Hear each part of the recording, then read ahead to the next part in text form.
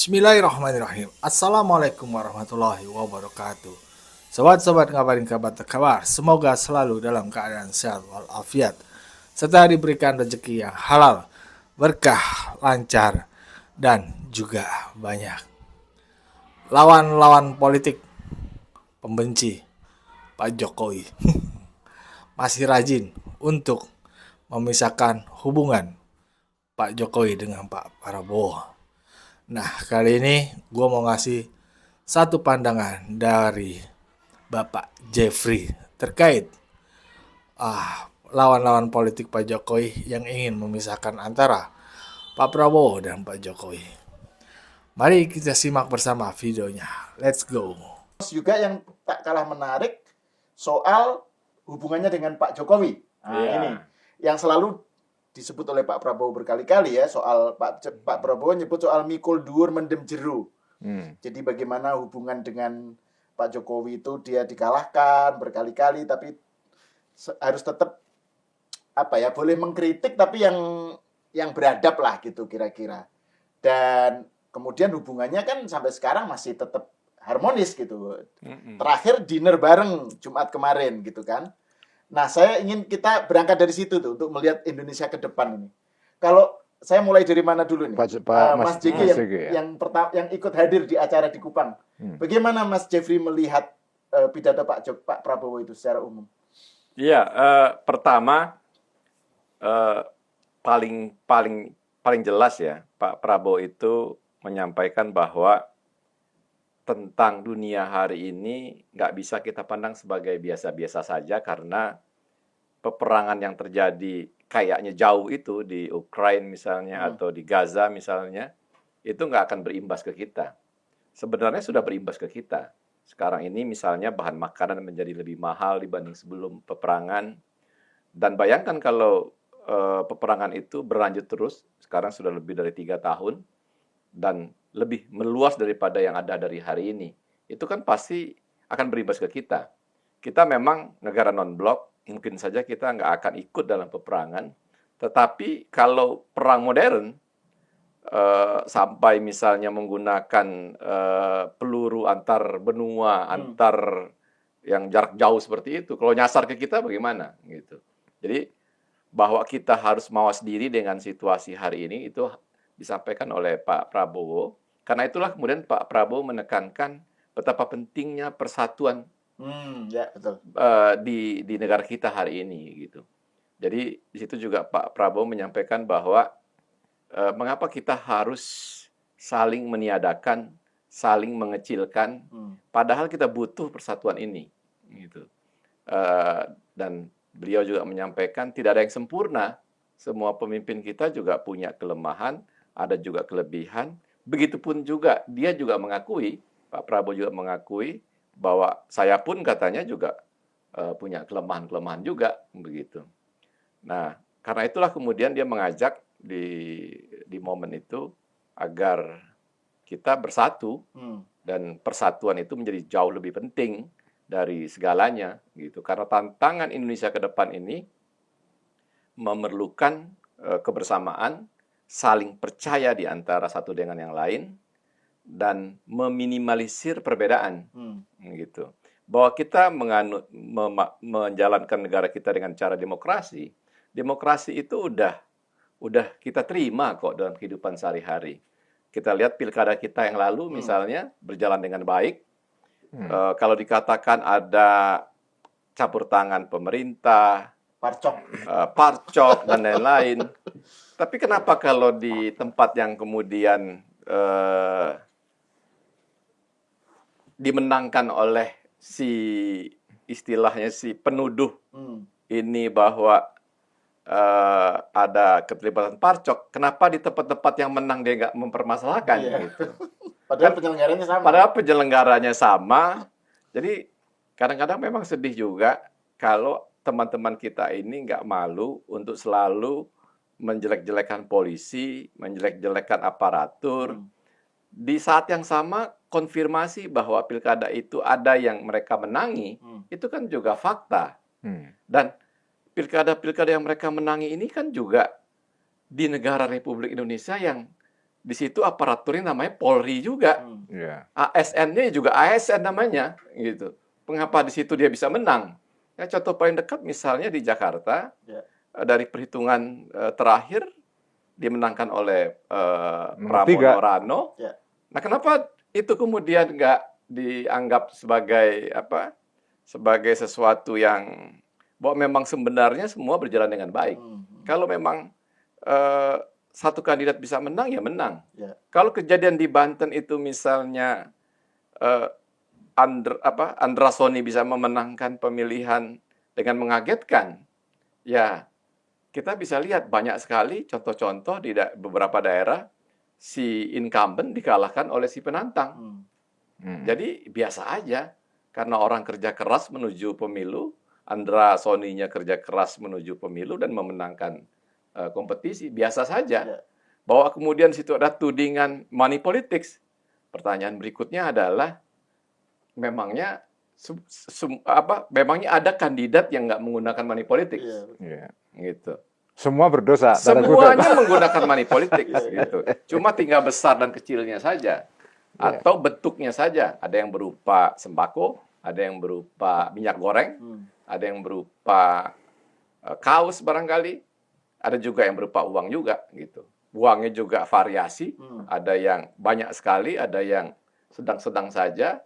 Ya artinya semua melakukannya, semua berjalan dengan baik. Penghitungan suara juga menurut saya berjalan dengan baik juga.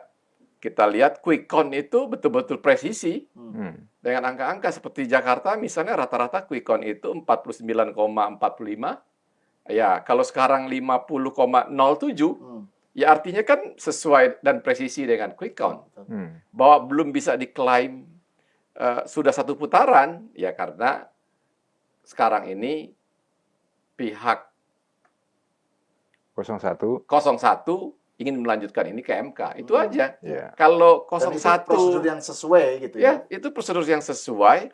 Dan kalau timnya Ganjar waktu kalah dari Pak Prabowo dan Gibran 58% waktu itu aja boleh menggugat ke MK. Masa timnya RK nggak boleh menggugat ke MK, sementara Pram dan Rano itu kan hanya 50,07%. Iya. Artinya ruang untuk di bawah 50% itu mungkin saja terjadi begitu. Yang 58% aja digugat nggak selesai-selesai. Iya. Sampai MK dikalahkan pun kemudian masih maju ke pengadilan TUN gitu. Yang sebenarnya dalam tata cara kompetisi kita, dalam tata cara Nggak dikenal itu. nggak dikenal itu. Nggak ada gitu. TUN Artinya untuk. nggak pernah bisa menerima kekalahan itu. Gitu. Iya. Nah kira-kira seperti itulah Gus Hal. Nah, sebelum saya ke Gus Ulil ya, kan tadi Mas Jigi menekankan soal persatuan. Ini yang menarik nih. Jadi kan tadi kan ketika disinggung soal pilkada yang berjalan dengan baik tapi kan ada juga tuduhan-tuduhan ya ke Parcok itu kan yang diserang Pak Jokowi. Iya. Ya. Padahal Pak Jokowi sudah nggak jadi presiden. Iya. Nah, sementara mereka tidak menyerang Prabowo. Iya. Ya kan?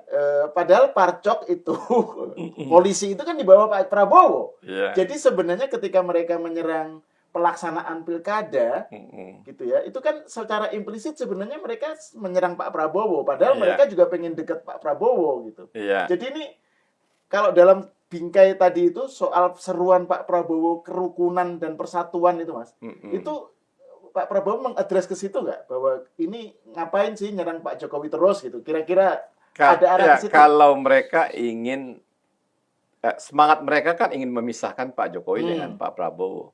Saya sih harus katakan itu usaha yang sia-sia lah sampai hari ini. Dan saya yakin sekali seberapa keras pun mereka berusaha untuk itu, mereka akan gagal. Karena saya paham sekali komunikasi antara Pak Prabowo dan Pak Jokowi itu adalah komunikasi yang dilandasi oleh saling respect, saling menghormati. Pak Jokowi mengerti dia bukan lagi presiden, Pak Prabowo juga mengerti Pak Jokowi adalah mantan presiden yang membantu dia, dan di antara mereka betul-betul saling respect menurut saya. begitu. Kalau kita lihat misalnya saat terjadi pergantian kekuasaan di Partai Golkar, kan banyak sekali pihak-pihak yang ingin mendorong agar Pak Jokowi mengambil alih Golkar. Bayangkan kalau Pak Jokowi mengambil alih Golkar dan jadi ketua umum Golkar misalnya, saya rasa keinginan mereka-mereka itu untuk memisahkan Pak Jokowi dan Prabowo akan terjadi. Karena apa? Karena dengan Pak Jokowi ketua umum Golkar, itu akan semakin mudah untuk mendorong atau menyemangati atau memprovokasi Pak Prabowo bahwa Pak Jokowi mengambil alih Golkar, menjadi ketua umum Golkar untuk menyiapkan tiket buat anaknya 2029. Gitu. Nah itu kan nggak dilakukan oleh Pak Jokowi. Artinya Pak Jokowi menolak itu, Mas Gibran menolak itu, bagaimana mereka mau memaksakan atau memanas-manasi? Gitu. Sementara kita lihat Pak Jokowi memahami betul bahwa dia tidak akan mau untuk mengambil partai atau menjadi ketua umum partai misalnya, karena dia tahu itu justru akan membuat hubungan dia tidak baik dengan Pak Prabowo, begitu. Jadi kesannya jadi head to head. Jadi head to head, ya bayangkan saja, itu kan pernah terjadi ketika Pak Yusuf Kalla 2004 mengambil alih Partai Golkar dari Munas Golkar, mengalahkan Pak Akbar Tanjung. Ya, saat satu hari setelah Pak Yusuf Kalla menjadi ketua umum Golkar, kita lihat kan hubungan mereka sudah tidak baik. Dan terkonfirmasi pada saat pemilu berikutnya, Pak Yusuf Kalla nggak diajak lagi sebagai cawapres. Karena itu kemudian kita ketemu Pak Budiono menjadi cawapresnya Pak SBY begitu. Nah, jadi yang kayak gini-begini aja Pak Jokowi menurut saya memahami bahwa dia nggak akan memberikan amunisi buat pihak-pihak yang ingin memecah belah mereka itu.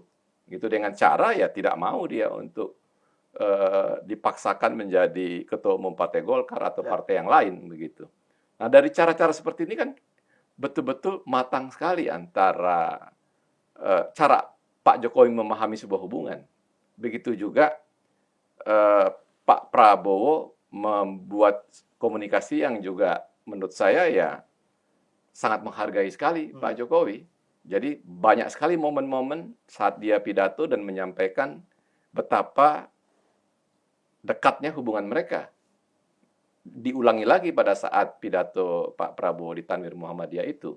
Ya, saya rasa pesan itu ingin dia sampaikan karena dia tahu ada beberapa sahabat-sahabatnya yang kebetulan hadir menjadi peserta di Tanwir Muhammadiyah itu adalah orang-orang yang dulu mendukung dia, tetapi karena di 2024 dia bersama Pak Jokowi, kemudian justru meninggalkan dia, gitu. Pak Amin Rais ya, ada ya? Ya, saya nggak komentar, pokoknya ada beberapa. Pak Din disebutkan. Ada beberapa sahabat-sahabat Pak Prabowo hadir di situ dan saya rasa dia sengaja menceritakan betapa baiknya hubungan dia sama Pak Jokowi agar kemudian mengajak sahabat-sahabatnya itu ayolah sama-sama. Kita butuh persatuan, kita butuh kebersamaan. Betul Pak Jokowi ada kelemahan, tapi siapa yang nggak punya kelemahan? Kira-kira itu yang dia sampaikan di momen itu. Ya, begitulah tadi kata Bapak Jeffrey. Sangat jelas kan ya. Hubungan Pak Prabowo dan Pak Jokowi itu sepertinya agak sulit dipisahkan. Jadi ya yang lawan politik yang punya keinginan seperti itu ya kayaknya akan sia-sia usahanya. Karena Pak Jokowi dan Pak Prabowo ini satu irama lah, yaitu membuat Indonesia jadi lebih baik lagi, lebih maju atau menggapai cita-citanya di 2045 yaitu Indonesia Emas. Dan semua orang yang ada di Indonesia, warga Indonesia harus bekerja sama. Makanya Pak Prabowo sangat menekankan persatuan itu, kebersamaannya. Udah tinggalin itu kebencian atau rasa-rasa yang tidak suka ya. Kalau mengkritik mungkin boleh ya, tapi ada caranya. Ya, apalagi Pak Jokowi sekarang udah nggak jadi presiden. Harusnya lawan-lawan politik Pak Jokowi itu udah paham sebenarnya kalau Pak Jokowi itu udah kekuatannya udah kagak ada ya. Kalau bagi-bagi kami ya, kenapa masih harus melawan orang-orang yang membenci itu dengan narasi-narasinya? Ya karena kami menghargai apa yang kerja-kerja Pak Jokowi ya, yang sudah dilakukan Pak Jokowi itu. Ya, apalagi kita juga punya keinginan untuk Indonesia maju lagi bersama. Bagaimana menurut pandangan kalian, sobat-sobat? Berikan pandangannya di kolom komentar. Wassalamualaikum warahmatullahi wabarakatuh.